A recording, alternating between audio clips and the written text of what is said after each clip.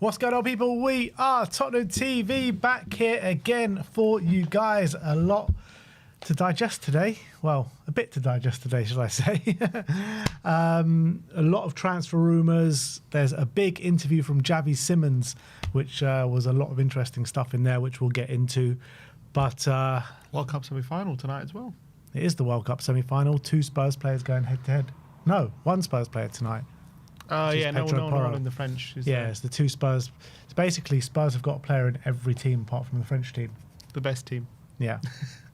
Who do we want to win tonight? Spain, 100% Spain.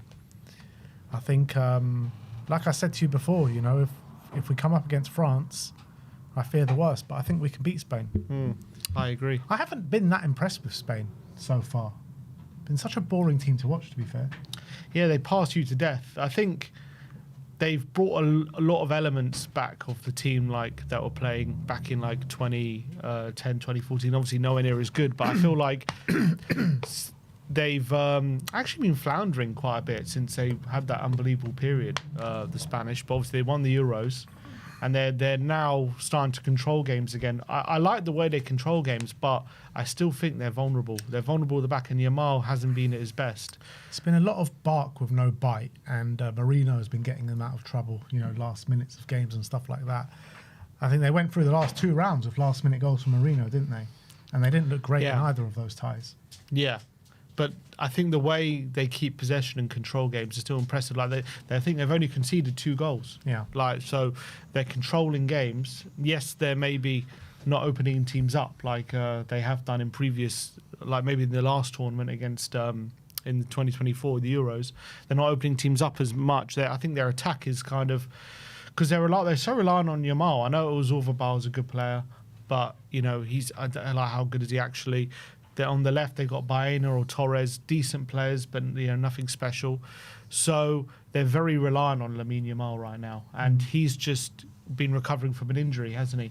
So he's not exactly at his very best. He's not been bad. I'm watching him. I still think he's a threat. Obviously, it's Yamal, and I don't think he's been bad, but he's just not at Mbappe, Kane, Bellingham level, is he? Or Messi level.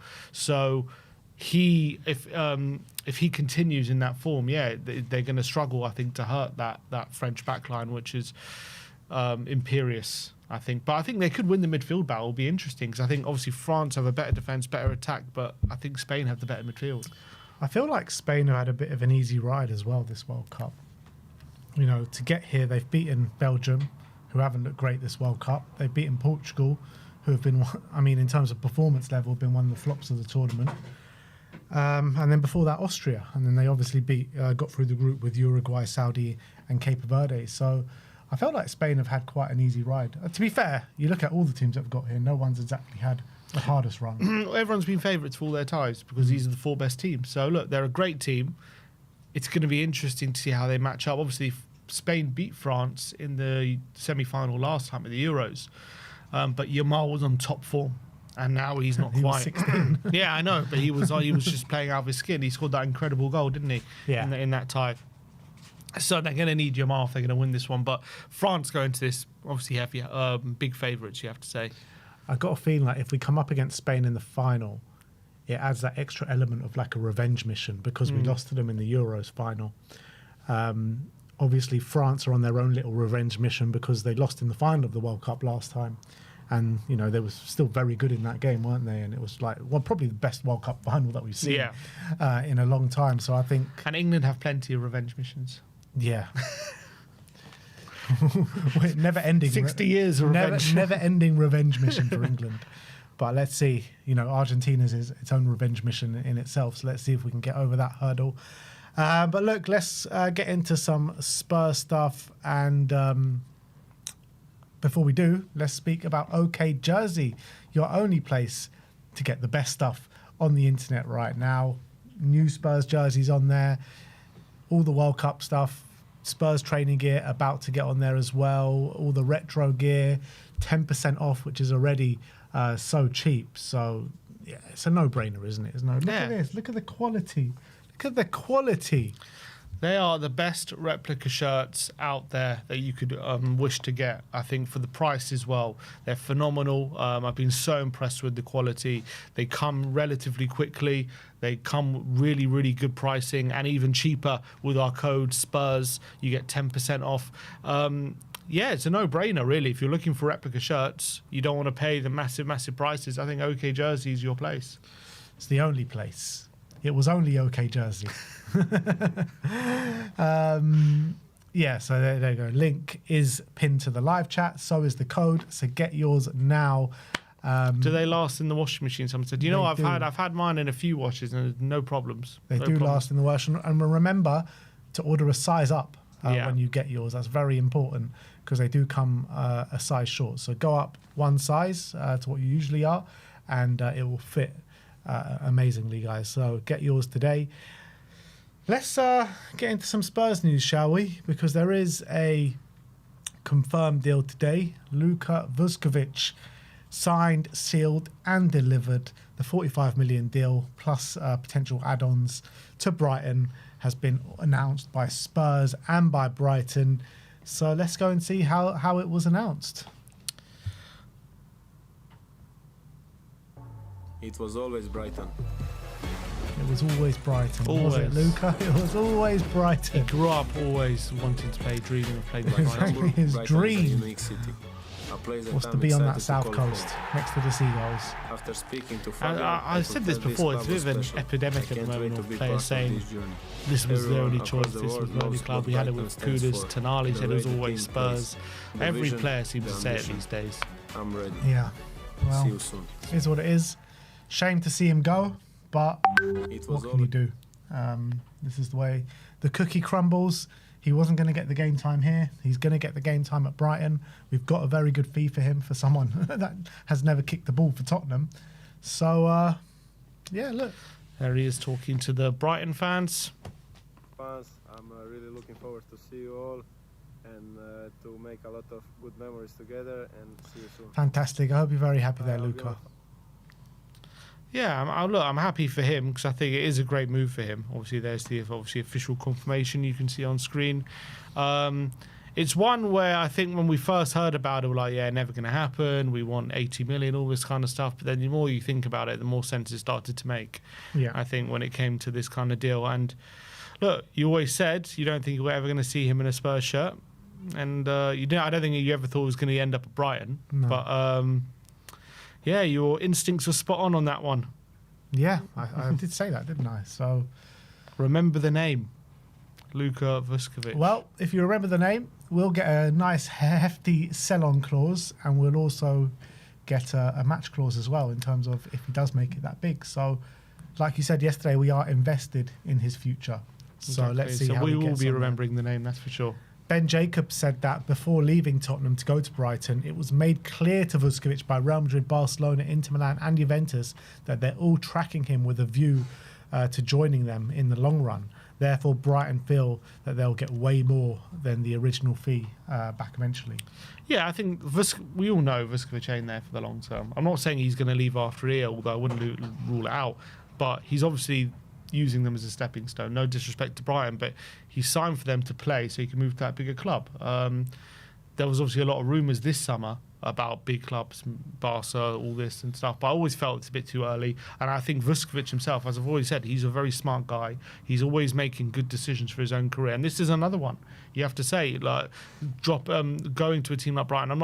I know they're a Premier League team, so it's not like you can't say I'm there in Europe. So is it a massive step down from Tottenham in terms of size of the club? Yes, but in terms of, he's going to be getting playing time under a manager who likes to play a certain brand of football that will improve him. He's going to improve as a player. They're investing a lot in him.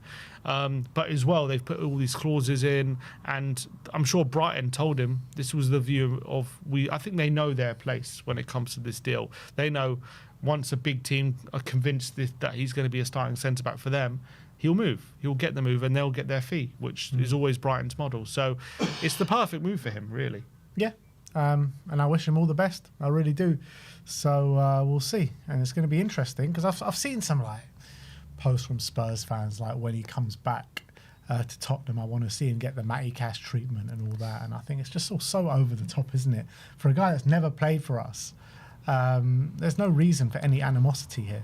Yeah, it just comes from, I think, it just comes from the fact that I think a lot of these fans were very invested in him, watching his loan spells. Ever since we signed him in 2015, this kid was being said to have been one of the biggest talents in Europe, and every step of the way he's proven what an amazing talent he is. Every loan spell he's gotten better and better, and he's been one of the outstanding players in the league. So the excitement was growing and growing, and it hit fever pitch this summer. But with him being at the World Cup and him as well being in the Bundesliga Team of the Year, and some of the goals he was scoring and some of the things he was doing out in the Bundesliga was amazing. So many fans, and for all those fans who invested and believed in him as Spurs fans, like we thought maybe that this season was going to be the payoff for that. He's finally going to come into the team, and we were going to have this generational centre back, playing for us, and we'll finally get to reap the benefits of all that talent we've been following for a few years. So the fact that it's culminated in a large sale rather than him being in the Tottenham team, I think it just frustrates a lot of fans, and it comes out in different kinds of ways. And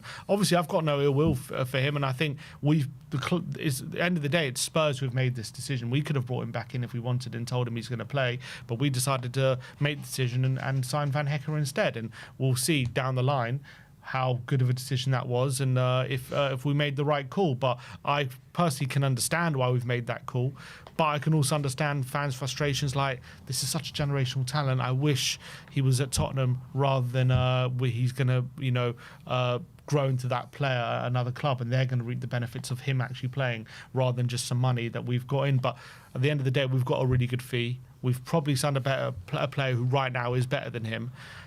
And if we does go on to big and better things and big money sales, we will benefit from that as well. So, at the end of the day, whatever happens, we're going to benefit from it.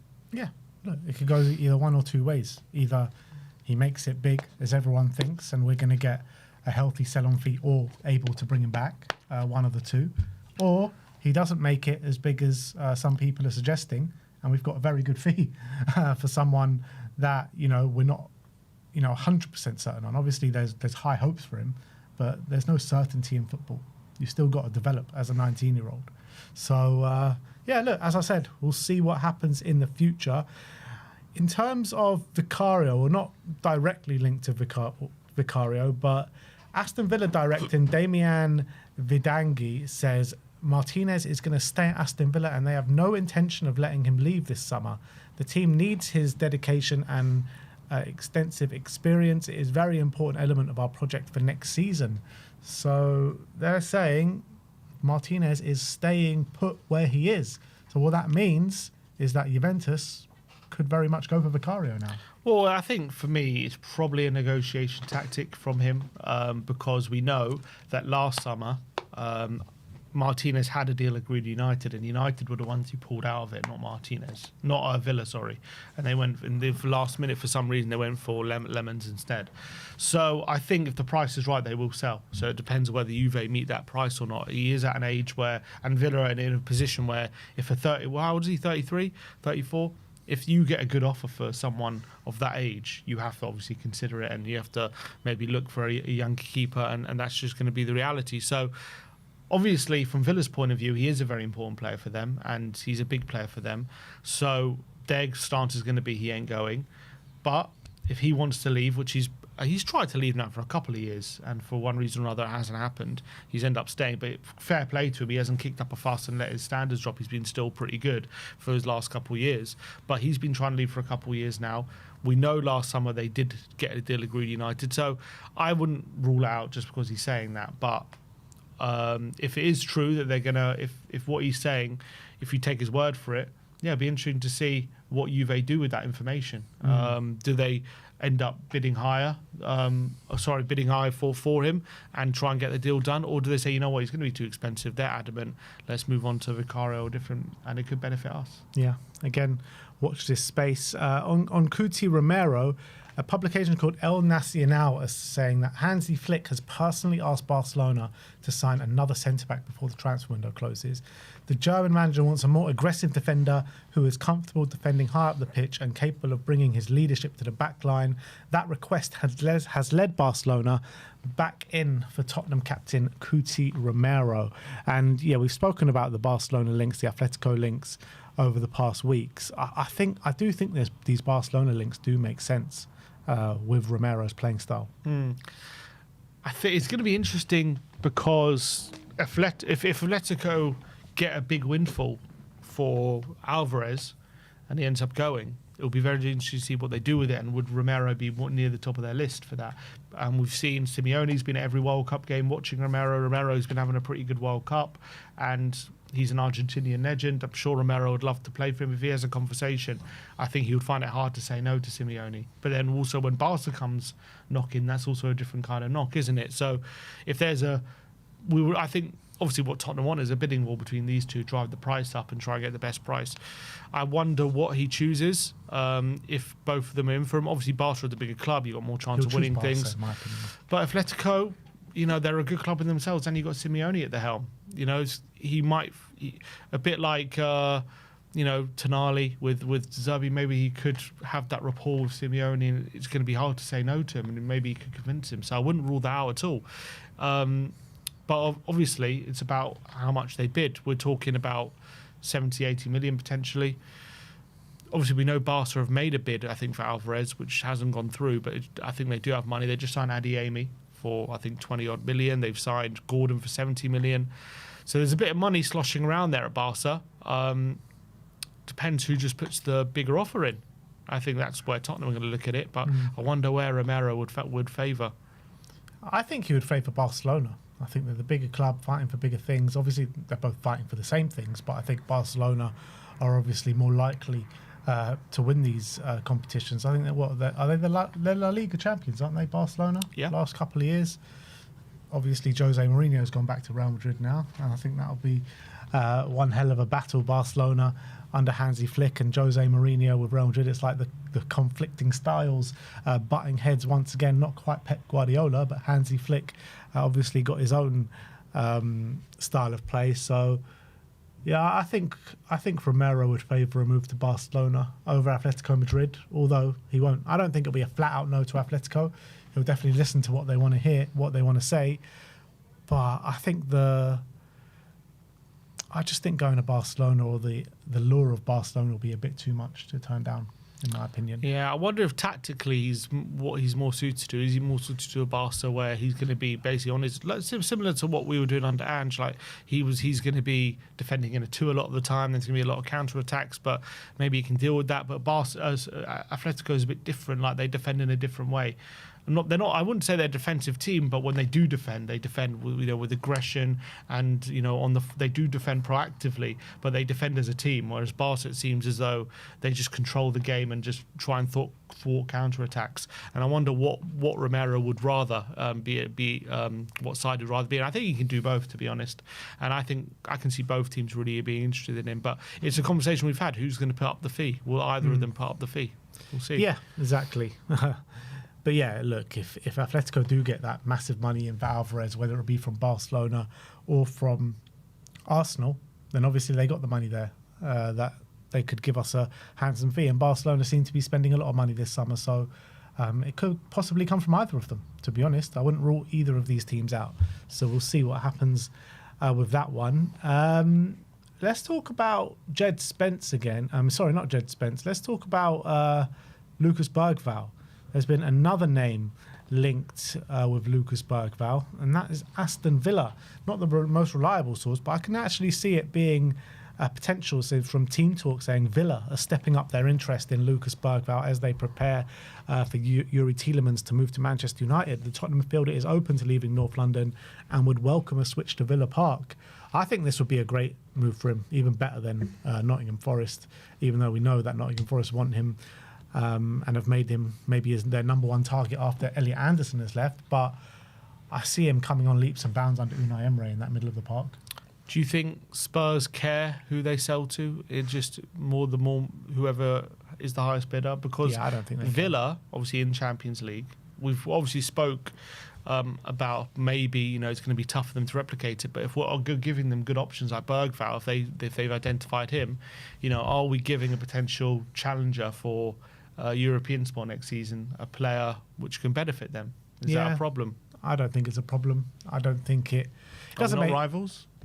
Yeah, we are, but I don't really care about that. Like, yeah, fine, they can have Berg. He goes to the highest bidder, in my opinion. We concentrate on ourselves.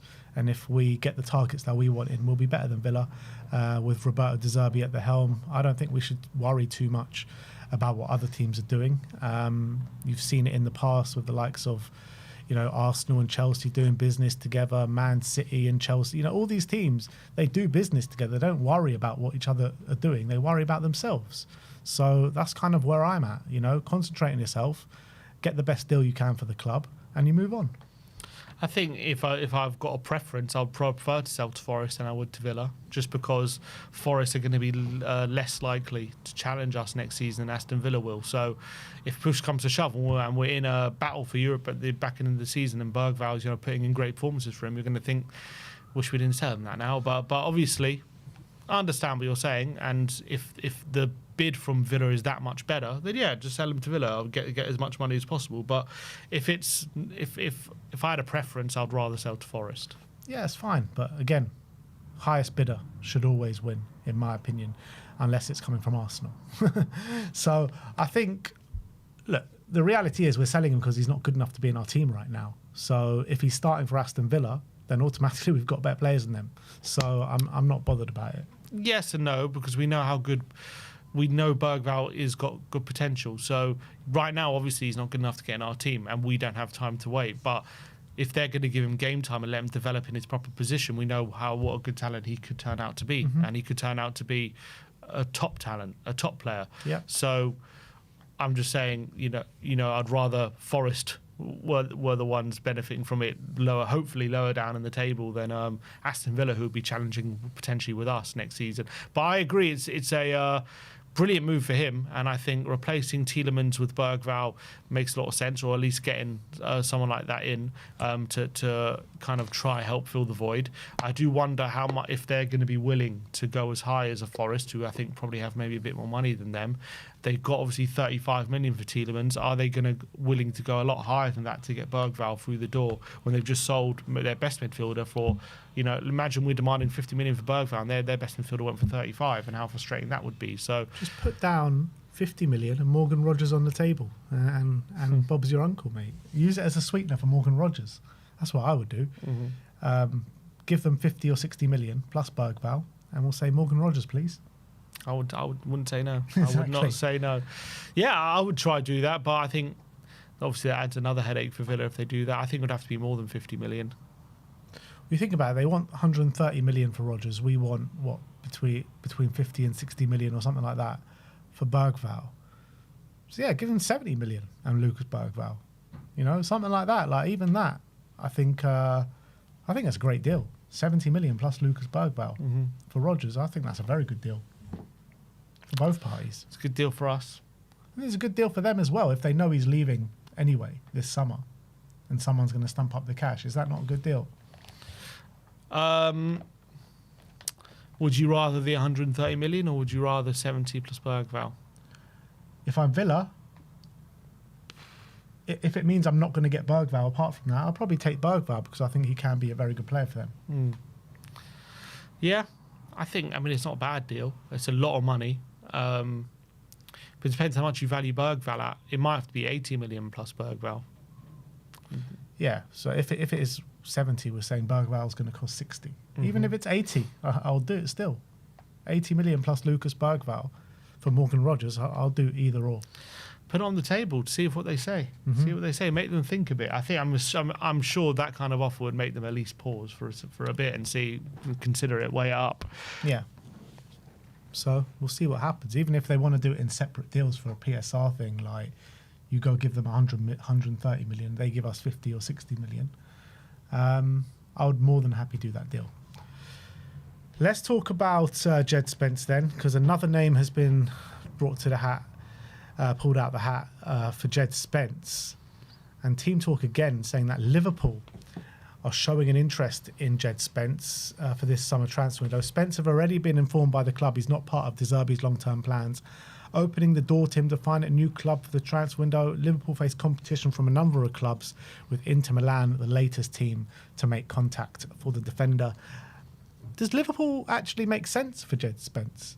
I think he might see a lot of game time if he was to join Liverpool. Yeah, because Frimpong, I think, is a very different kind of fullback. He's not really a fullback, is he? He's more of a wing-back winger than he is a fullback, Frimpong. So they've kind of been struggling in that position. Obviously, Trent's gone. They haven't really had a natural replacement. They've been playing Joe Gomez there, Connor Bradley. They've been playing there. But I think Jed Spence would see a lot of time because Robertson's gone as well. So they need also cover off the left-hand side. Obviously, they got Kirkes, but the backup is Tsimikas, who's not really highly thought of there. So, yeah, 100%. I think Liverpool could do with him, and I think they could do with someone who's a bit more defensively solid and, you know, not as open at the back as they have been last season. Think he suits Iraola? I think he could do. Because Iraola's dealt with not a worse fullbacks than Jed Spence. He's had Adam Smith there sometimes. Obviously, they had Jimenez there last season. They had Kirkes. They had who else? They have Truffet, who are very different kind of fullbacks to Spence. But I think he could make it work with Spence, 100%. I think that could be a good move. I think, and also maybe we can get a higher price if Liverpool come in for him. Yeah, I mean, you're looking at those three clubs. Everton only want to go to 25. Inter Milan historically don't do big deals. Liverpool, I think if Liverpool are in for him and really want him, I think we can get 40 or north of 40 million for him. Yeah, and I think that would be a good deal. Good deal for them. Decent deal for us if we can then go and get Nico Williams and for a similar or cheaper price. And then I think that works out for everyone. But a lot of people are not happy with the thought of losing Jed Spence. Yeah, and I understand it because I think you've got a really good dynamic there on the right-hand side with Pedro Porro and Jed Spence battling out each other next season. And I was very happy with the thought of that. But if Jed Spence is not the type of player and the right profile that De Zerbi wants, then we should get the right profile that De Zerbi wants. So I'm all for backing De Zerbi, and I think this is what backing De Zerbi looks like. Yeah. When you give him the keys, then don't be surprised when he uses them. Exactly. In terms of Archie Gray, we heard yesterday from Himothy saying that De Zerbi does not rate Archie Gray. However, SZY saying there is not a single person within Tottenham Hotspur, and that includes the manager, that doesn't rate Archie Gray. And Himothy has hit back and said, of course, that will be the narrative coming out the club because the club don't want to sell him. So, of course, everyone inside the club is going to say that De Zerbi rates him. Who do you believe? I don't know. I find it's just... What does he mean by not rating him? By the way, it is quite interesting, though, because in that tweet from Himothy, it said Gray and Tell, but SNY said nothing on Tell, only Gray. So maybe there's some truth to it. I just find it hard to believe that he thinks that... What does he mean? I guess we use these terms that he doesn't rate. What does he actually mean? What, he thinks he's rubbish? He thinks he's bad? He thinks he's not good enough for the first team? He thinks he's not good enough for the squad? He thinks he's not good enough to start? What does he mean when he says he doesn't rate Gray? He wants him sold? Is that what he means? It's hard to know what to think because we say these things, he doesn't rate Gray. I just don't believe that a talent like Gray, you see him and you think, nah, he's rubbish. I don't rate him. I want him gone. We shouldn't have him in the squad. Is that what he thinks? Is that what he really thinks? I don't know if I actually believe that. Does he believe that Gray isn't good enough yet to start ahead of or to start in our midfield when you've got other midfielders in our squad right now? Can I believe that? Yeah, I can believe that. So it just I don't know. It depends what he means. Maybe he just means he doesn't rate him to make an immediate impact next season to the level that he wants. I think, I do think he would rate him in terms of his talent because he's got a lot of talent, Archie Gray. So maybe it's just a case of he doesn't think that he's the right guy to make the impact that he wants for next season. So what we would, and I think that's probably similar for BERGVALL, probably similar for Vuskovic. So he'd want them sold? Want him sold? Sorry. Is that what we think he means? Well, apparently we're not going to look to sell him this summer. Yeah, because maybe the club have kind of put their foot down, but we know that Roberto is getting a lot of power, so if he wants him sold, he'll have him sold. Yeah. So obviously it looks like we're doing that with BERGVALL and Vuskovic. Maybe there is a limit to the club's well, maybe De Zerbi's looked at it saying there's so many kids in this squad, and if you have one or two, it's okay. but not to the extent that we had it before. So a lot of them will have to go. I can't see him wanting to keep someone around he doesn't rate. I don't think it's that he doesn't rate him. I just don't think he rates him to play as much as he has been playing, pretty much. That's fair, because he's definitely played a lot over the last couple seasons. And probably, yeah, he's played more than he should have. We can all agree on that. So I don't know what we can take away from this, because when you say so he doesn't rate him, that implies he wants him sold. He doesn't think he's good.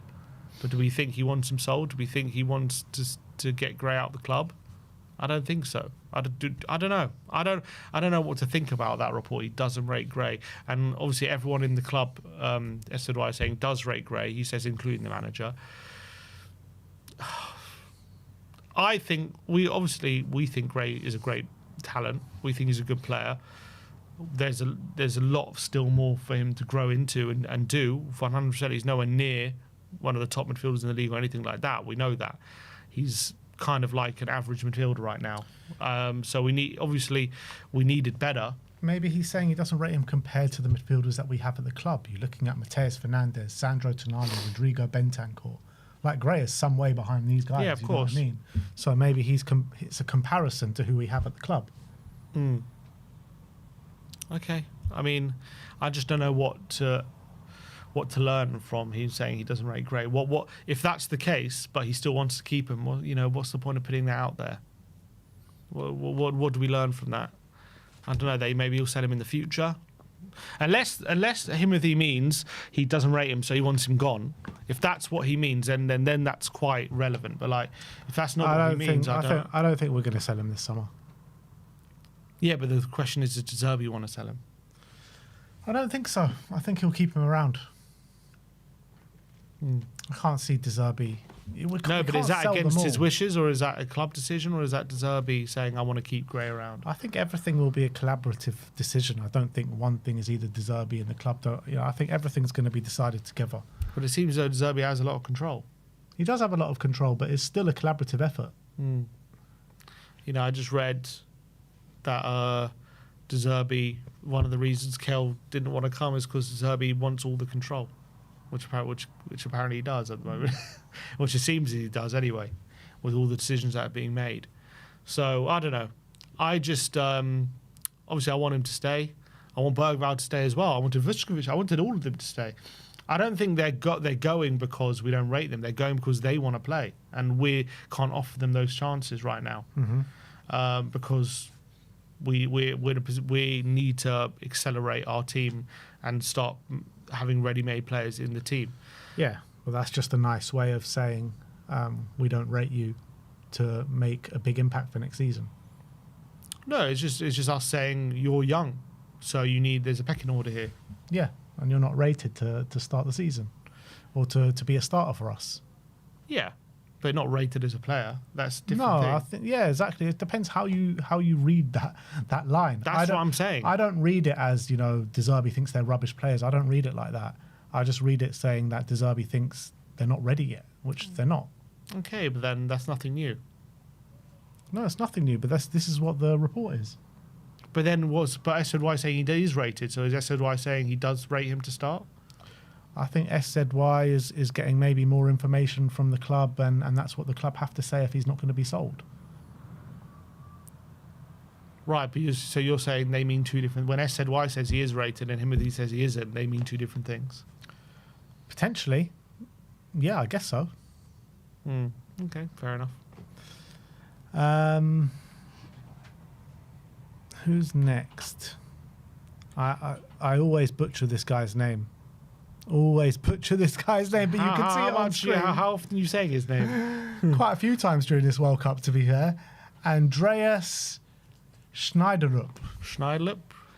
There's a report here from the Portuguese press, Bola, saying that Liverpool, Chelsea and Tottenham all keeping a close eye on the Benfica winger. 22-year-old impressed with Norway at the World Cup and is open to a new challenge this summer. Benfica are expected to demand at least 40 million euros. He's got 2 years left in his deal. I've been super impressed with him at this World Cup. He even kind of took Antonio Nusa's spot out on the left-hand side for the England game, came on against Brazil, made a massive impact. He looks like a real talent. And, you know, he came out of the Norwegian league with a big reputation. He's gone to Benfica, and he's carrying on this upward trajectory. I think he's a top talent, this guy. Apparently it's Schjelderup. Schjelderup. I mean, he definitely looked decent against England. Definitely meant that goal, by the way. Definitely, yeah, of course he meant that goal, obviously. Yeah. No wonder we're after him. Do you reckon if he didn't score that goal, we'd be after him? No chance. Yeah, he seems to be a winger who plays kind of left-footed on the left-hand side. He fancies his strong side, one of those kind of old-school wingers. A throwback, yeah. Yeah, that's what he seems when I'm watching him play. He's had decent season at Benfica last season as well. I think the season before that in the Turkish league, was it? No, it was in the Norwegian Was league. it Norwegian? Yeah, he had scored a lot of goals in that league. Was it 18 goals? No, he scored 9 goals in his last season and 10 goals in his season before that. Maybe it was red, because I read he scored 18. Maybe it wasn't one season. Maybe that was his whole career in the Norwegian league. But I don't think we should be signing him based on what I've seen. He doesn't seem to be that great. He seems decent. I don't know. He doesn't seem special to me. But he did look decent at the World Cup. I think a lot of it is World Cup hype. I'm not sure. Look, I don't think we should be signing him as our starting winger. But a player, look, I think we should go for other targets 100% before him. You know, I'd go for Leao, Savinho, these kind of guys. But there's no getting away from he's a very good talent, and he's taken to the Portuguese league, kind of moving from Norway to Portugal. He's made that step up quite well, and at the World Cup, the biggest stage of it all, 2 assists against Brazil, and he looked dynamite in that game when he came on, and he gave England problems down that left-hand side as well. So I wouldn't be totally against it, but he wouldn't be my first option. I don't know. Yeah, I mean, he seems like just a very old school winger. He seems like a decent player. I didn't look him like he's like some guy like we need in our team, but he looked like a decent player. Yeah. And last but not least, Harry Kane. Harry Kane, the story that never goes away. And it won't go away till he's home. Team Talk says that Tottenham are keeping tabs on Harry Kane's situation at Bayern Munich as they explore a future return for the striker. Tottenham remain closely informed on developments on their former captain and could move if an opportunity arises or emerges. We know that we've got a buyback clause around 75 million. We know he's got 1 year left in his contract. That hasn't been signed yet. There's been rumours that he is going to sign it, rumours that he's not going to sign it. Barca rumours. Yeah, exactly. There's a lot to be decided with Harry Kane once the World Cup's finished. So it'll be interesting to see how it all develops. If England do win the World Cup, is there a possibility that he could come back this summer? I kind of find that hard to believe. You never know. You never know where his head's at. I think what would happen is he'll probably see out his contract at Bayern. But then again, knowing Bayern, if he's not going to sign, they might want to sell. They might want that money. So maybe he signs another year extension, and then next year, maybe he looks to leave. I don't think he's going to retire at Bayern. I do think he will leave at some point. When that's going to be, I don't know. And I do think his idea is to come back to the Prem. Especially if he was to win the World Cup, having the English, captain, talisman, everyone obviously loves him already, but him coming back to England would be a massive story. And if we're in a position to have such a talent like Harry Kane, we're in Champions League football, we're going places, then I think we're the best place for him, because he knows he'll be loved here. He knows if we're playing good football, if we've got De Zerbi, gets us competing, then there's no reason for him not to come back. He might want to try something new like Man United or City or something like that, but I don't know if City will go for him if they've still got Haaland. Man United, are they going to spend big money? We're the ones who would be so desperate to get him back in our team. Like, we would probably spend the big money it would take to get him back, even whatever age he's at. So if he wins the World Cup, could he come back this summer? I don't think so. I think he's going to be at Bayern next season, whatever happens. I think he'll sign a 1 year extension and then he'll make the decision next season. But I guess there's a small chance, but I don't think he'll be Tottenham. I don't think he'll come to Tottenham this summer. I find that hard to believe. A player of Harry Kane's quality, you're talking about the best number 9 in world football at this time. He cannot spend a year out of the Champions League at his age. He just can't. So I think what he does is, I agree with you, he signs a 1-year extension, gives Bayern 1 more year, another crack at the Champions League with Bayern Munich, and then next summer I think he'll leave. Whether that's to Tottenham or not, I don't know, but I do think he's going to spend 1 more year at Bayern Munich, and I think that will probably be that. I think, though, if Barca were a serious option this year, I think he would do it. I think he would take. I think he's the kind of guy who wants these kind of new opportunities as well. And if he can spend a couple of years at Barca, like, he would love that opportunity. I think to play La Liga and then come back to England. I think he would love that. How long is he going to spend at Barca though? Because you're saying he's going to move when he's 33. Another 2 years at. I think he's going to be playing. 35. He's going to be playing. I think the way he takes care of himself, he can be going to his late 30s, still banging in the goals. Could, but the Premier League is a different beast, and at 35, it's going to be hard to come in at 35 and break that record. I don't know. With Haaland around, I don't know if he's that bothered about the record. I think, in theory, he would like to hold it at some point, and the only way to do that is if he's to come now, really, or the next year. But I think if he waits any longer, I don't think he's going to care about the record, because I think Haaland's going to break it, and he's younger than him anyway. So it's going to be, what could he do about it at that point? The reality is, if you're Harry Kane, what matters more? A record that can always change, or trophies that can never be taken away from you? And that's probably how he looks at it. Yeah, probably trophies, but it's still.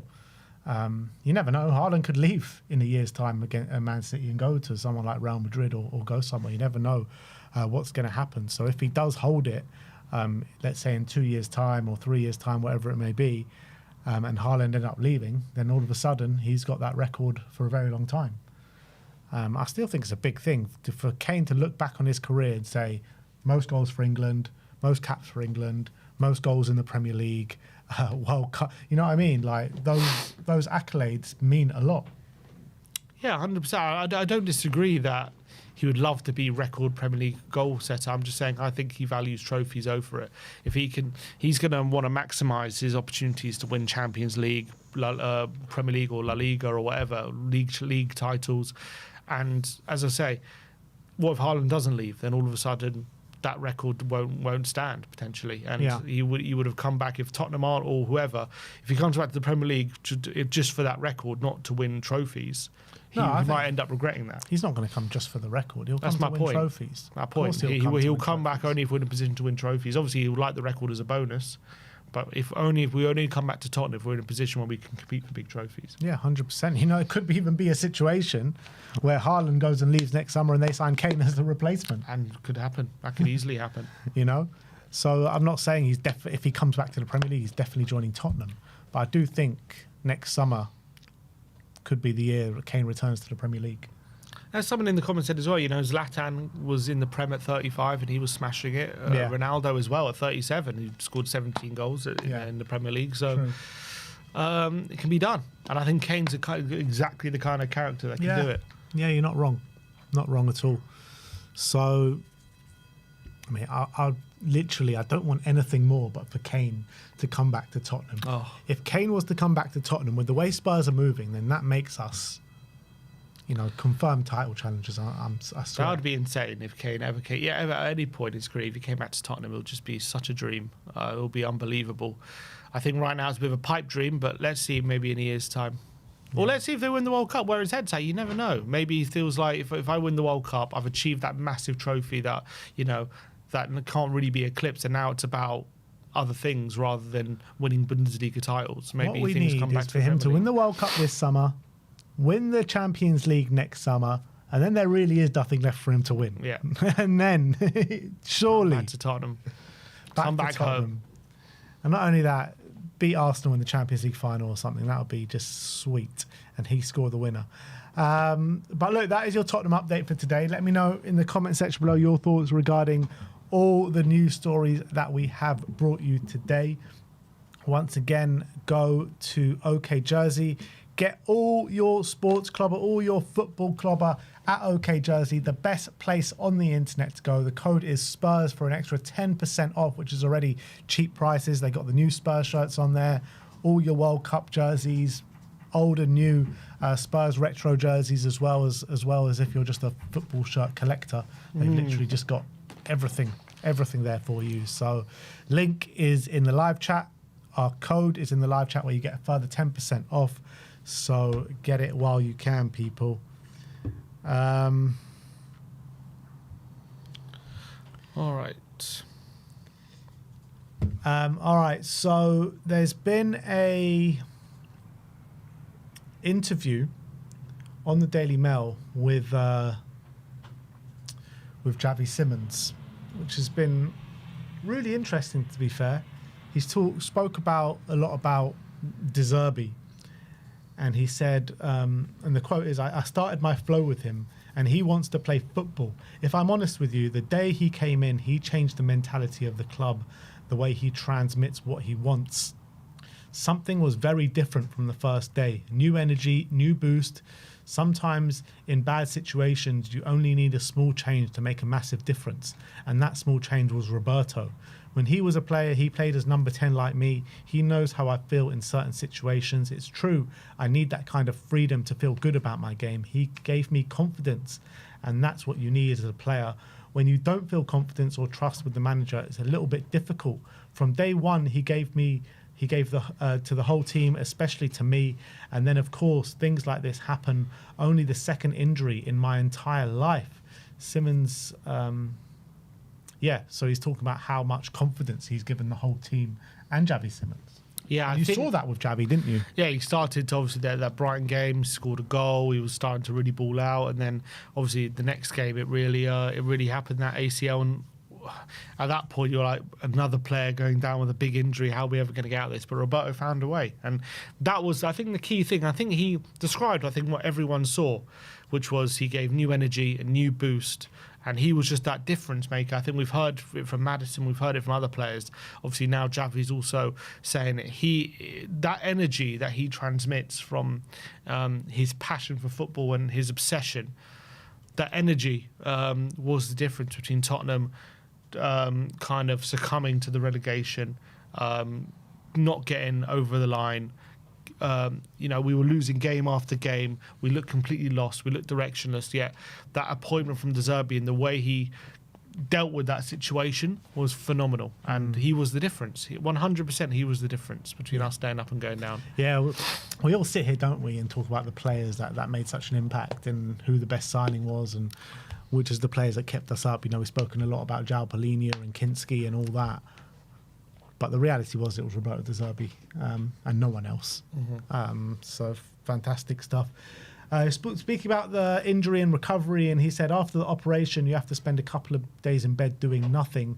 You really don't have the power to do anything. You cannot stand up. You cannot go to the toilet alone. You don't even have the appetite to eat.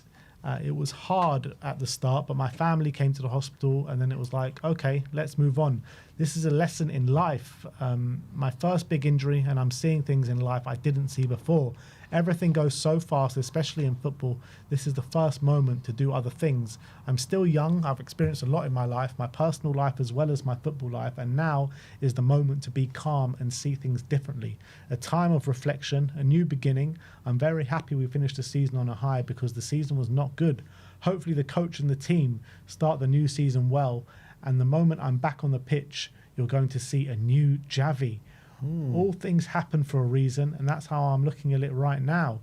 It's classic, isn't it? First big injury has to come at Tottenham. Solanke, no real injury before Tottenham. He barely kicked the ball in the last year. It's just happened so many times, hasn't it? Bloody cursed. Yeah, but sometimes when, I think a lot of players have spoken about especially when you're in Javi's position, you've got that first big injury. It can kind of put a lot of things into different perspectives, and you come out maybe stronger for it mentally than you were when you're playing every single week and in the hustle and bustle. That's all you're focused on, you're concentrating on, and then everything stops for the amount of time it does for Javi, and you have to consider different things, different perspectives. I think it can give players like him just that that little bit of extra motivation when they are back to make the most of every single day, do everything. I'm not saying Xavi wasn't doing that. He seemed like a guy who was obviously a very good trainer and someone who was always focusing on improving. But it's going to be interesting to see what he learns from obviously this period.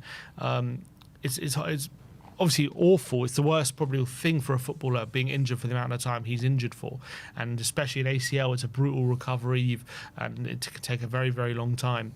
But it looks like Xavi is taking everything in his stride at the moment. He seems to have a good perspective on things. So fair play to him. Absolutely. I do think he's a guy with a top mentality. And even when he came under a lot of criticism last season, I genuinely still believe it wasn't a lot to do with him. He was doing a lot of the right things. He was still working so hard for the team. It was just the system, the manager, the coaching that let him down at the end of the day. I remember that game against Chelsea where everyone's like, oh, Xavi, such a poor performance. But he was the one busting a gut to get back, to defend for the team, showing a top mentality in the game. And it happened so many times throughout the season, but because he's not pulling up the numbers of goals and assists and impacting games in those ways where he really should be, it doesn't get spoken about. But the reason he wasn't pulling up those numbers is because there was no options for him. He would get a ball, he would turn his man, and then there'll be no one within 30 yards of him. So what is he supposed to do? Mm-hmm. I agree. I mean, hopefully, it's such a shame he got injured just 2 games into De Zerbi's spell, because if we could have seen 7 games of him, like the one against Brighton, there'll be so much excitement about him going into next season. Obviously, he's got that big injury now, so we'll have to wait and see. But I agree. I mean, I think Xavi, we know he's a top talent. We know he's a very good player when he's on his game. Obviously, I think he'll have criticism of himself about how he performed as well last season. I do think there were some moments where he just wasn't good enough within himself, but I think a lot of the situation was more to do with the whole situation at the club. Everyone were playing poorly, everyone low on confidence. He wasn't getting the support he needed. He was coming into a team which was completely all over the place. We had a manager who was playing the most turgid football you've ever seen. And even just one game under De Zerbi, you already started seeing a difference. So I can't wait for him to be back, but it's such a shame that it's such a bad injury he's got. Yeah, it was like that goal against Brighton. You're like, all right, Xavi's arrived. Next game, ACL. You just can't write it. He went on to say that I have to get confidence back in my knee. Hopefully I can start running soon. Right now it feels strong, but I still have to gain more weight on that injured leg because it's been 9 weeks without doing a lot. I have to compensate the other leg as well. Get back in the pattern of running, not only in my knees, but in my hips, my upper body as well. So a little bit of everything, but the progress is there. Every day I can see it, and that's what counts. So it's great to hear about the recovery going very well at this moment in time. He says, the day I feel good again in my knee, I'll sit down with the people in the club and decide when I'm back. I have my own target, but I'll keep it to myself. Otherwise, I'll create expectancy. And I think that's a kind of comment that maybe Kulusevski, can learn from, because Kulusevski kind of built the expectations within the fan base, saying, "Oh, maybe I'll be back for October. Maybe I'll be back here and there and everywhere," and he's still not back. So I think he's right to err on the side of caution there, Xavi. He is, but also the way he says that kind of implies he might even think he could be back earlier than people expect. I'm not sure when that would be. I think we have seen in previous, it has happened. You can maybe get over an ACL in 6 months, which would put him at what was it, April, May, June, July, August, September, October time. So that would be obviously super quick recovery.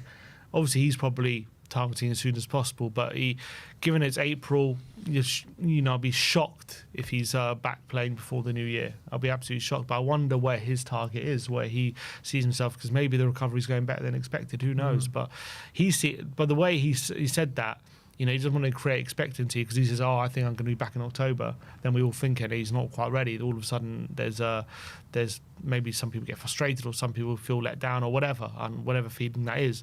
But I wonder where he sees himself, where he sees that target. Yeah. Is it before the new year? I wonder. Yeah, it's hard to say. He then goes on to speak about Spurs' transfer window so far, and he was talking about Van Hecke, and he said Van Hecke is a regular starter for the national team. He is experienced in the Premier League, but as well, there's his aggression. You have Senesi and Robertson, very experienced. Robertson won the Premier League and the Champions League. We are finding a good balance between young and experienced players, and that's something we maybe missed last season and can't be allowed to happen again. I've played with the best players in the world, and I want to play with the best. And the fact that the club is spending this kind of money for this type of player gives a clear message to everyone. They want the best players at the club and to bring in the best in each position. I've played against Tonali, for example. I know he is a top player, aggressive with the ball. He'll find the passes to those like me in the 10 position, and he'll help the team just to play the football and bring success. Everyone can see the club is aiming high. We know what happened last season can't ever be considered to happen again. This is a massive club. We all know that. So at the start of the season, we will see a new Tottenham. Big words So you there. can see, players within inside the club getting very excited Yeah. in terms of when they're seeing what's going on the outside in the transfer window. Yeah, I think first of all, he says, I think we all know that at the start of the season we'll see a new Tottenham. That's great words. That's obviously looking at the signings we're making. That's what we're assuming. But it's great to hear that from inside the club, someone who's in and around it, also believing that. But I think the main thing there, he says the club, I've played with the best players, I want to play with the best, and the fact the club is spending this kind of money for this type of player is giving a clear message to everyone. I love that. So it's cute.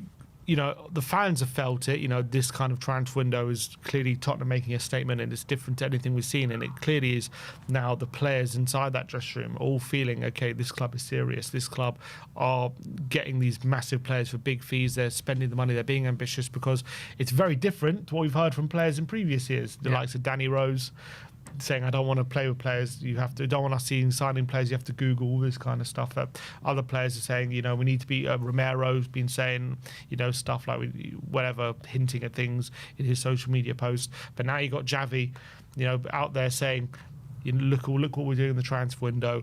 This is the club making a statement. We're going big in this window. We want to be a different Tottenham. We want to sign the best players, not just players that can do a job. We want the best players, and I absolutely love that, and I love that the players are really getting on board with what the club are doing. Yeah, absolutely. Exciting times at Tottenham.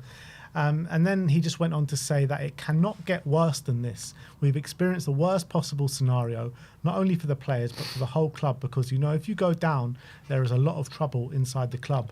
People who may lose their jobs are depending on you, as well as as a player, it touches you. We were very conscious of that, but that is the past. We have experienced the worst, and we're looking forward to making an impact together and bringing the club back to where it belongs, and that's up at the front. That's why I'm putting in my work every day. I know I can bring that to the team. There are big goals I want to achieve for the club, and I know I will achieve them. As players, we all have big goals and ambitions, so does the coach. My ambitions are together with the ambitions of the team and the club to win everything. That's why I signed. I cannot wait to get back on the pitch and show a better version of Javi. Heard that? To win everything, people. It's coming. Exactly. He ain't just coming back for top 4. He's coming back for everything. Absolutely love it. Absolutely love it, Javi. Come on. Great quotes from him. I think what he says about it can't get worse than this. We've experienced the worst possible scenario. I wonder how, as the players and obviously the fans as well, how that experience we've had last season of literally dancing with death, last season, one game away from relegation, how is that going to affect us psychologically? Are we going to benefit from long term from having that experience and the togetherness it brought us? And as well, it kind of maybe humbled the club a bit, that it could actually happen to us. We could actually be in a relegation battle. We're not beyond that. Maybe some in the club felt we were, and last season that proved we weren't. Also, a lot of the time as well, we've been such in the wilderness, not really challenging for anything, not doing much for so many years at this point.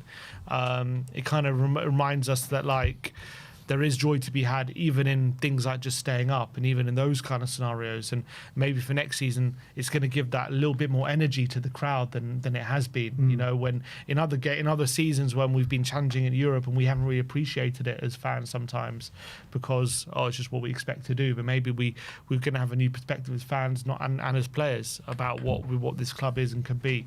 So I hope, you know, having been through the worst and been through that experience, we come out positively for it. Absolutely. And I think it might have meant a bit more to Javi than it meant to some other players, because I think other players maybe would have known they would have got a transfer. Javi was stuck because of the ACL. So Javi knew if Spurs would go down, he would have had to play championship football at some point next season. Whereas, you know, a likes of like a Mickey van der Ven or something like that probably would have left the club in the summer. So I think for Javi, it just might have been a bit more scary. I know, look, it would have been scary to all of them because no one wants to be part of the team that sends Tottenham down. But Javi was knowing he was stuck here. Yeah, he wasn't going to move with that injury yet. So yeah, that was Javi's interview. Some really interesting stuff there. Some, I think, encouraging stuff as well. Stuff that we knew, but to hear it from Javi, I just think it means more, doesn't it? Yeah, for sure. And it's good to hear from him. It's good to hear how he's getting on. And with that injury, it must be very tough mentally, but he seems to be coping well with it. It's a fair play to him. Yeah. All right, let's move on. Just before we do, there was a super chat here, I believe. Yeah, here from L'Apprentice saying, I really like our new way of selling players, tagging the sell-on clauses, buyback clauses, no drawn-out negotiations. We win if they do well. I mean, it is a welcome thing. It's true. It's good. And I think Rafi Mawson's obviously got a lot to do with that, with getting much better deals for the players that we sell. Team Talk apparently signed to report on Nico Williams. What are they saying? Just saying we've entered the race to sign him. Interesting. Maybe it's going to start hitting all our other journalists soon. All right, cool. We're going to finish off reacting to some more of your comments, people. So let's get into it. All right. So, first comment is from Tommy Castillo. Big up, Tommy. He says, this video has showed me that a lot of fans are not ready to be a big club. I think he's talking about maybe an update we did. He says, the fanfare about Archie Gray and Lucas is ridiculous. Lucas has done nothing except run around and get yellow cards. Archie at this point is a B-Tech Phil Neville. Let's be honest, just because you could pass 5 yards left and right does not make you a good player. It goes back to Thomas Frank. Once they came into the midfield, we started losing games. That's the reality. I'm not saying they can't be good players, but I am saying is that this weird obsession with these two is ridiculous. What did we build this big stadium for Archie Gray, for Lucas BERGVALL? If that's the case, then we should have just stood in the old White Hart Lane. I want ready now players. I'm ready to win. Yeah, I mean, the thing is, I don't see.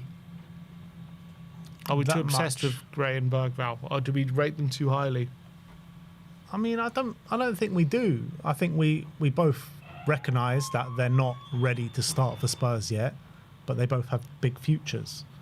As much as I would like them to stay, I'm not like going to be that angry if they leave, because it would mean that we're getting better players in to fill their roles who are more ready to make an impact now. So, yeah, I mean, I don't think, we're hell-bent on both of them staying. We're just excited for their future. Yeah, I think he's being a bit disingenuous in terms of what they've done since they come to the club. They have shown big moments. They've been a lot better than what he's saying at times. But obviously, when it is young players, what young players are known for is inconsistency, and it can take a long time to build that consistency up. We've seen great performances, especially from BERGVALL, who's been outstanding in some games, but then he's been out of sorts in others. Gray, there was a period in game where he was literally carrying us. I mean, not to say we got many points at that period, but he was the only one in the team actually putting in good performances, and he's played in multiple different positions. So, Yeah, look, B-Tech Phil Neville. Phil Neville was a very good player in his day. If he turned out to be as good as Phil Neville, he would have turned out to be a decent player. I'm not even joking. So I think, look, he's being harsh on them, but I understand that the frustration, like everyone's clamouring for these players to stay and we don't want to sell them. They're the future of the club, but at the end of the day, them playing as regularly as they have done is part of the reason we were 17th twice, and that's just the truth. So I'm also wanting more ready-made players and ready to win now. But I would like them to stay and develop at Tottenham and become the players we want them to be. But if we get good fees for them and we get more ready-made players to make so the club can achieve more, I'm also for that as well. At the end of the day, you need to take care of your future and your present. Buying these players take care of the future regardless, because either you sell them for big money or you develop them into big players. So either or is taking care of the future or helping us develop the future. And the signings that we're signing, like a Mateus, like a Tonali, is taking care of the here and now. So you need to focus on both. Mm-hmm. At the end of the day, I think I want them to stay, but on our terms. I don't want them to stay on their terms. Mm-hmm. If they're staying only on the condition they're playing this amount and blah, blah, blah, okay, then go and we'll get the fee that we want. But if you want to stay on our terms, then I'm happy to keep them. Yeah. Bouncy by Blank says, Ben in every update. If De Zerbi likes him, if De Zerbi doesn't rate him, whatever De Zerbi thinks. 100%. Follow De Zerbi to the top. Not even denying it. 100%. Whatever De Zerbi wants, De Zerbi should be getting. Can Ben go an update without saying if De Zerbi likes him, if De Zerbi doesn't rate him, whatever De Zerbi thinks? Absolutely not. Absolutely not. De Zerbi is the man at the helm. De Zerbi knows what he wants. De Zerbi knows what's right for this football club. And I'll say it again. If De Zerbi doesn't rate him, he can go. But could De Zerbi be wrong? He's the manager. Of course he can be wrong. And he's just human at the end of the day. But we need to could he do something you don't agree with? He could do. I didn't want to sell Vuskovic. And we sold him. But because that's what De Zerbi wants, that's what De Zerbi should get. Cold summer GTY says, Matty's Tell was pivotal in our survival, by the way. Amazing player in 1v1, great on set pieces, goal threat, and has bags of self-confidence, as shown when we were rock bottom. He was a shining light. That was off the back of us discussing whether we should sell Tell or not. I think shining light is a bit much. I think he provided for us in some moments. I still think he's a very raw talent that has got a big future ahead of him. But again, it's very similar to the likes of BERGVALL, Gray, Vuskovic, these kind of guys. Like, this is not where we're at right now. We're looking to build a team for the here and now, and I just don't think Tell's there just yet. I think similar to Lucas, BERGVALL and Gray, I think Tell can. I want Tell to stay. I think he's a talented player, but he has to stay on our terms. You have to. I realise we're going to be signing this player, that player. So if you want to stay, we'll for that and fight for your place and stay. We want you to stay because you're a talent and we need competition. But if you're feeling like you're not going to get the game time and you don't back yourself to get it, then fine, we'll get a good fee for you. That's just reality. But I think he's gone a bit overboard about how good he was. But I do think there are elements of truth for it. I do think he, set pieces we didn't talk about last time. He was very good at set pieces, those corners. And I think in that period when he was, in De Zerbi 7 games, I thought more often than not he was one of our brightest attackers. And although it was, our attackers weren't, but he was still doing a lot more than other players were doing, and he was playing good. I think he was good for most of those games. I think he looked a lot better because everyone else was so crap. Yeah, maybe, but maybe if everyone else was better, he would have been better. You know what I mean? Maybe. Because he was carrying a lot of these players a lot of the time, the attack at times. Husuk K says, I don't like Kudus. I blocked that guy on Insta. Right. You should not be saying stuff like that out in the open. There are people in this live chat that watch this channel that will come for you. Sim felt the wrath of it last season. One bad thing about Kudus. Yeah, you don't say anything bad about Kudus, man. Do not say anything bad about Kudus. He has... Yeah, he's got an army behind him, believe you me. But why would you block him? What's wrong with Kudus anyway? What's not to like about Kudus? Yeah, I love Kudus. Why would you block him on Insta? Why do you not like him? I'm sure Kudus is losing a lot of sleep over it. He's gutted. He's gutted. If anyone could shed some light, why would you not like Kudus? Anyway, Noir Fan 84 says, "LOL, you lot will literally hype literally anything. You could only laugh at this point. A few workout stretches and you're drooling." We've been starving, man. We've been starving. It's been months in Spurs content. Come on. Not just Spurs content. This is the new De Zerbi era. First full season of Roberto De Zerbi. Plus, we're spending the cash. Come on. Of course, we're going to be drooling over every single If you stretch. weren't drooling, are you proper Spurs? That's Probably what I got not. a question. Come on, back in the gym. It's day one of this is the real De Zerbi era coming into full. Last year wasn't the real De Zerbi era. That was just him doing everything he can to save us. But this is where the De Zerbi era really starts. And that was day one. Come on. Once you see some training sessions with the football, it's going to go into overdrive. Yeah, where is day 2? That's what I want to know. Yeah, day 2 hasn't been released yet. Release day 2. # release day 2. Yeah, well, you're always going to be on the lookout. I'm sure some stuff will come out. Next up is from THFC HT. Says, Lancashire is a natural goal scorer similar to Kane at the same age. We nearly sold Kane, so don't nearly make another mistake. Don't nearly sell Lancashire. Yeah, don't sell Lancashire. Trust me, I know these things. Coy since 1957. I agree. He says he knows these things. Yeah, I agree with him.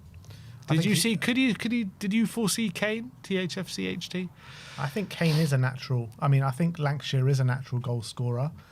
I think he's modelled a lot of his game on Harry Kane. I think you can clearly see that. What he did last year was fantastic for Oxford. And like I keep saying, I would not be against him being part of the first team next season. I really wouldn't. Yeah, it's hard to say right now whether he's good enough for that. But I think right now you're seeing a lot of interest in him. You're seeing he seems to be progressing nicely in his career, going from the academy, scoring bucket loads of goals, a lot of talk about him. Now he's gone to the championship and got a decent goal return as well. So that shows development, that shows an ability to play men's football and step up to that level of football from the academy. Because I think the hardest thing to do for any player is going from the academy to any level of men's football, whether at League One, League Two, doesn't matter. That's always the big step. That's really when you know whether they're going to sink or swim. He made the seamless step. West Brom was difficult, but Oxford, he's done really well. So I'm very interested to see what we do with him pre-season. I want to take a look at him. Maybe we'll look at him and say, actually, you could do with a Prem loan. Does he go back to a higher championship team, or do we keep him around? It's going to be very interesting. I'll tell you what, though, you said West Brom was difficult, and yeah, fine, he didn't get the goal return, which was maybe expected. Well, starts were hard to come by, I think. But I remember, yeah, it's true, but I remember seeing rave reviews from West Brom fans. They really liked him. I think at the start, yeah, but then he was picked less and less, wasn't he? True. But yeah, I think I remember at the start, everyone was saying, wow, this guy, he's got great hold-up play. And they were loving him at the beginning. I remember that, it's true. Lancashire is going to be very interesting because, yeah, if we believe, this guy, even with game time in all competitions, he could get between 5 and 10 goals, and it's worth keeping him around. Agreed. 100%. Haifong says Morgan Rogers for 80 million plus BERGVALL. That's what we said, isn't it? I swear we were just talking about that like half an hour ago. Yeah, 8 million plus BERGVALL. I think put the money on the table, put the bid in, and see what they say, see what they come back with, and see if there's any movement there, because that's surely a bid that would tempt them. That's a bid that's worth it for us as well, I think. Yeah, absolutely. I'll take that in a heartbeat. That just makes the BERGVALL signing just worth it just for that. 100%. If it means could facilitate Rodgers. Look, I think at the moment Rodgers is a bit of a pipe dream, but Tonali was a pipe dream before the season started, so you never know. Casey says, I just want Rodgers for the Gabby Bonholm meltdown. It would be the meltdown of all meltdowns. Do it, Spurs. You know what? That would be pure cinema. I would love to see that happen with what he's been saying over the past couple of weeks. It would be just sensational content, man. Please do it, Tottenham. It would be absolutely phenomenal. Come on, get it beg. Done. Gus Teenman says, to be fair, Krupi and Rodgers fits what De Zerbi said he wanted, a striker and a left winger that can play across the front line. Is that what he said he wanted? Or is that just what's been said that he wants? I don't remember him saying that specifically. But if that's what he wants, it would fit the mould. I mean, I think players that are versatile can play different positions. He probably like attackers as well. I'm sure he would like that. And obviously Krupi fits that. Rodgers would definitely fit that as well. And also that protects you a bit from injuries, because it means that if you don't have specific players, those players can fill in different positions. I would love Krupi and Rodgers. I mean, that would just be two of the best signings we could make. But so, I mean, if you got Krupi, Rodgers and Savinho, like 2-3 very versatile players in the forward line, that would be fantastic. That would be unbelievable. And then if you then sell Richarlison, I mean, that, and then you've got so many different quality players in different positions there. Yeah. JC Staywise says, don't sell Jed. We have at least 5 players that should go before he goes. Yeah, I mean, it's probably not wrong. We do have about 5, maybe more players that can go or should go before him. But if you get a very good bid, you can't just wait for these other players to go. You know, you're going to sell him.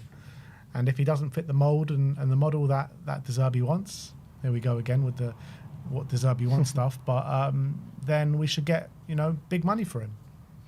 Yeah, I think I kind of agree. He shouldn't be like a priority sale. Like, I think we should be forcing him out. But if a bid comes in, I think we should definitely consider it. I don't know if we should be like flogging him out to places and trying to, see if we can get any interest. I think I'm happy for him to be in the squad. But if clubs come in for him, yeah, well, I don't think the line should be he's definitely not for sale. I've always said, like, nobody should be safe. If you can upgrade in any position or get a better profile for what you're trying to do in that specific position, nobody should be safe. Spence is a very good player. Don't get me wrong, he is a very good player. But if we can get someone that is more the profile that De Zerbi wants, and you can get good money for Spence and there's interest there, then do the deal. 100%. But that's all the comments. All right, big up to all of you out there commenting. Keep going, because we'll be reacting to more comments later on this week. But I think that's it from us today. Big up to OK Jersey one last time. 10% off your order when you use the code SPURS. All the retro Spurs gear, all the new Spurs shirts, the new training gear will be going live on the site at some point soon as well.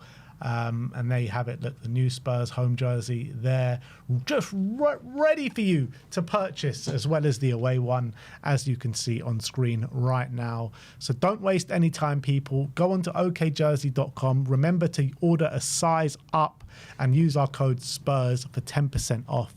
But thank you everyone for joining us today. We'll see you all very soon. Like, subscribe and comment. And as always, come on you Spurs.